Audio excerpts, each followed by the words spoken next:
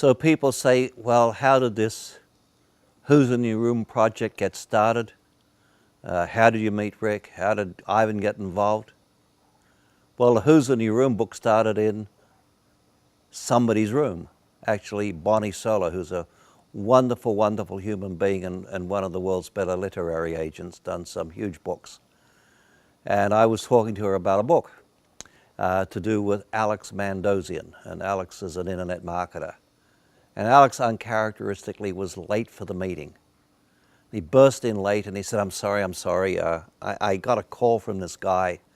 He wanted me to go to Necker Island with him. He's doing this retreat at Richard Branson's island. He said, Alex, I want you to be there. And I said, well, I can't. I got this to do and that to do and the other thing to do. And then after that, I got this, that. And the guy said, Alex, stop. Pull over. Are you off the freeway? Pull over. You need a doorman. The phone call was from Rick Sapio, who Alex knew. And Alex said, what do I need a doorman for? I mean, I got a housekeeper that comes 3 days a week. I don't have a big drive. I have a nice house, but I don't need a doorman. And Rick said, you do need a doorman. You've got too much stuff in your life. You've got too many things, too many people, too many projects. You need a doorman to keep stuff out of your life. Your life's overcrowded. The room of your life's overcrowded. You know, you're addicted to yes. So Alex comes into Bonnie Solo's living room and says, well, I want to do another book now. I want to do this book called Addicted to Yes. We've got to get this guy called Rick Sapio, and he told the story. And I said, I don't like Addicted to Yes. It sounds accusatory.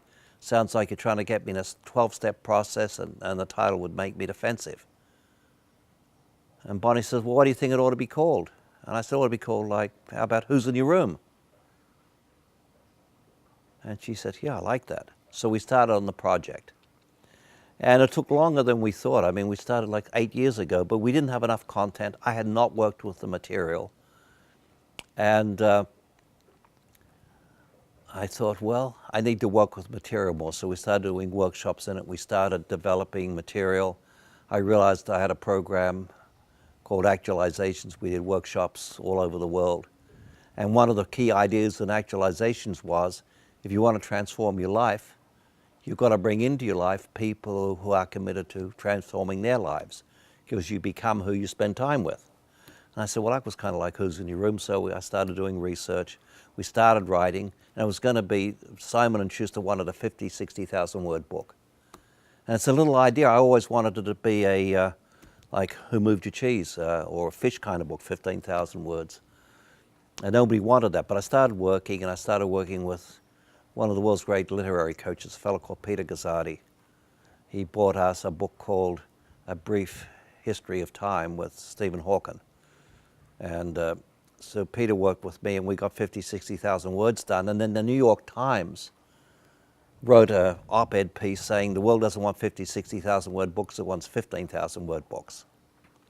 And Ivan and I and Rick had done a short version of Who's in Your Room for B&I. Because, you know, Ivan's a committed person in moving the world in the direction of goodness. And he has a global organization with thousands of members in hundreds of countries. So it was a great audience for the book. So we'd done a private edition, but it was story-based on B&I transformation stories. So then we just decided, I don't know quite how it happened, but I said, you know, it ought to be a 15,000 word book.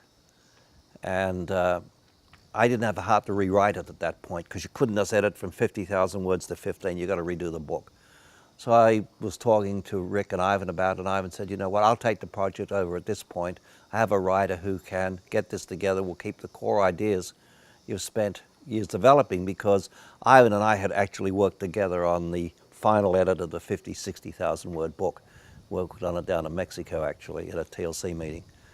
So long story short, we started to get a short little book, and then somebody at Dan's organization, Indigo River Publishing, saw Ivan on a video on the internet and reached out to Ivan, and here we all are. So we love the book. I think it's a great book. I hadn't read it for a while, so I read it coming down the airplane yesterday. I thought, damn, this is really good. You know, I like this, and it's really interesting to read something you've helped create, and a lot of the writing which you did, and you realize it's really good because you get yourself out of the way and can judge it, hopefully objectively. So it's a really good little book, and it will make a difference. And I love Indigo River. I love the cover that's been designed. I think you'll love it too. So thanks for listening. Thanks for watching. I wish you a wonderful life. The world needs you to have a great life. Go for it.